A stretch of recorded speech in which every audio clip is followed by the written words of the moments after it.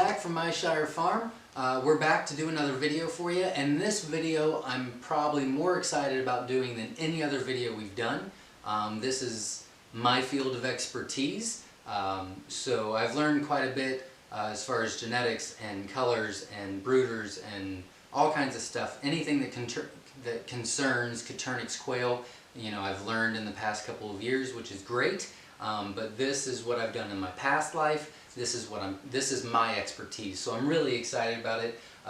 The main idea was brought to us by Gold Spot 804 on YouTube, so thank you for the idea. And so today we're going to talk about the top 5 decisions to make before you start a homestead business. And we're only going to be talking about our experience and what we did, what worked for us. And so I'm really excited about it. Before I begin, make sure you go to our YouTube channel and like and subscribe. We'd really appreciate it. So we're going to do the countdown to the top 5, and we're going to start off with 5. The 5th one is work hard and be patient. Not to get all philosophical on you and all, but today's society, we're very, you know, it's instant gratification. It's fast food. It's, you know, on-demand TV. It's this, it's that, it's this. And when you start a homestead business, it's the opposite.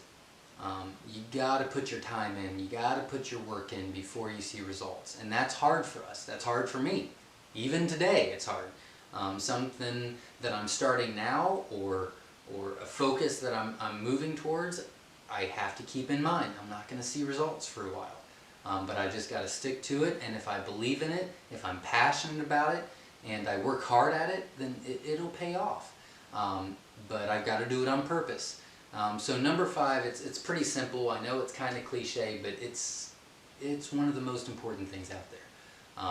Work hard and be patient. Don't expect results right away. So that's number 5. Number 4 is find your niche.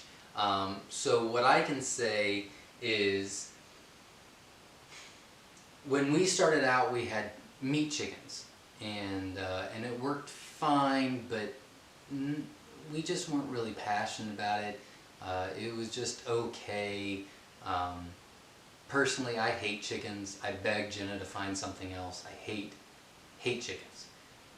She found quail, and I fell in love, and I'm extremely passionate about quail. I truly believe that quail is a perfect homestead project. But you know, when we started, we had, you know, we got all kinds of game birds. We got chuckers, we got pheasants, we got bobwhites, we got Coturnix, we got pigeons. We got all these different types of animals, and we sat down and we said, well, we could sell them all. But we decided that we wanted to find our niche, and to us, our niche was Coturnix quail, because it's a great homestead, you know, self-sufficient, reliable source of eggs and meat. And so we just really got passionate about Coturnix quail, and so we recommend you do the same. Find out what your niche is. Find out you know, what you're passionate about, what you really believe on your homestead, and make that the foundation. That doesn't mean you can only sell one thing. We do, but that just works for us, and that's just what we want to do. You know, make sure that you have a strong foundation, which is your niche. So that's number 4. Number 3 is supply and demand. I'm kind of going to contradict myself a little bit, and I've thought about it. I don't know how else to say it, so I hope I can express it in the right way. Supply and demand.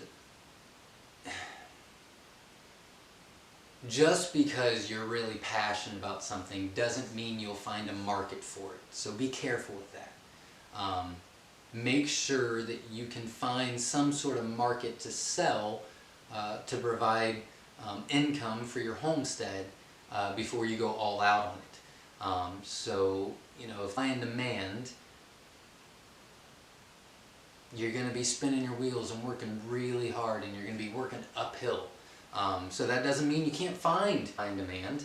And I'm a strong believer, and I'm one of the few, but I'm a strong believer that you can make anything popular. If you're passionate about it, if you've got good reasons for it, and things like that. But make sure that there's a supply and demand in your area or how you want to sell it before you go all out. So number 2 is be fair and don't make it all about the money.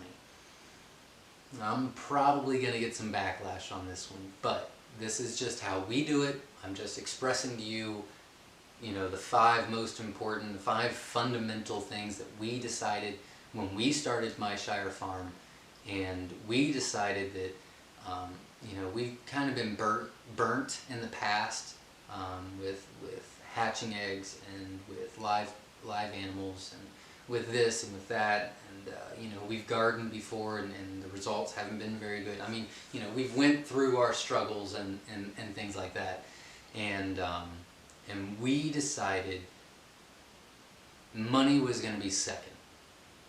The most important was going to be what we stand for. So, I have a customer, a friend, George, that ordered 120 jumbos, and the incubator just went haywire, and he had like 12 hatch. And he was just telling me, because we talk, and he's like, I can't believe that sucks. And I was like, well, I'll send you another 120. He's like, no, it's my fault. I should have kept up on it, and I didn't pay attention. And I said, no, you didn't get what you paid for. Well, yeah, but it's my fault. I get that, but that's my staple. That's what I want.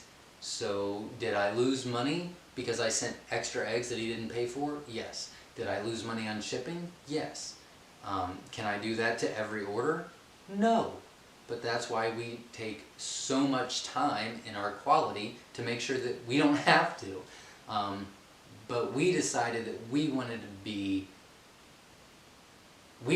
that person that we wanted when we were buying eggs. And so, whatever you sell on your homestead, whatever you want to try to make money on your homestead and find an income for, make sure it's not just about the money.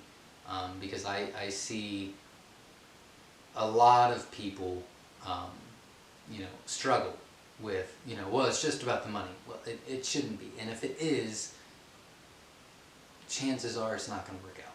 So, and this is just how we feel. So, and then number 1 is probably the one that I'm most passionate about, and it is quality in all aspects. So, I want Myshire to be known as top quality quail. That's what I want.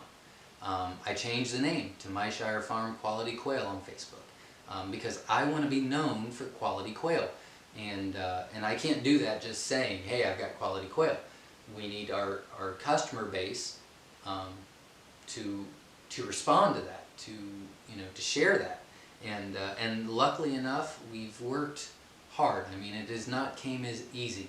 It is a lot of hours, a lot of planning, a lot of everything to make sure that we have top quality quail with high hatch rates and large birds and beautiful colors, and we're happy to do it. I mean, that's what we chose to do. That's what we're talking about. Decisions we made. But it's not just about the quality of your product. It is also the quality of your customer service. One thing that I've always hated is when you go into somewhere or buy something somewhere and then you come back and ask a question or whatever and they act like they don't know you. I want a long-lasting relationship with our customers. I consider them friends. I have conversations with most of you guys all the time. And it does take a lot of time to respond to all the messages and talk back and forth, but that's my passion. I want not just the top quality quail, and you can use that in any aspect of your homestead. You want the best quality produce, you want the best quality chickens, you want the best quality whatever you're going to do. But it doesn't matter, because if you have the best quality product, but you don't have any customer service, they'll go somewhere else most of the time. So the customer service needs to be just as high priority in quality as your product, and they go hand in hand, and that's how to be successful in my mind. So to us, that is the top 5 decisions we made on our homestead before we started Myshire Farm Quality Quail, and I hope that helps. If you have any questions, let me know, and thanks for watching, and stay tuned because I've got more coming your way. Thanks, guys.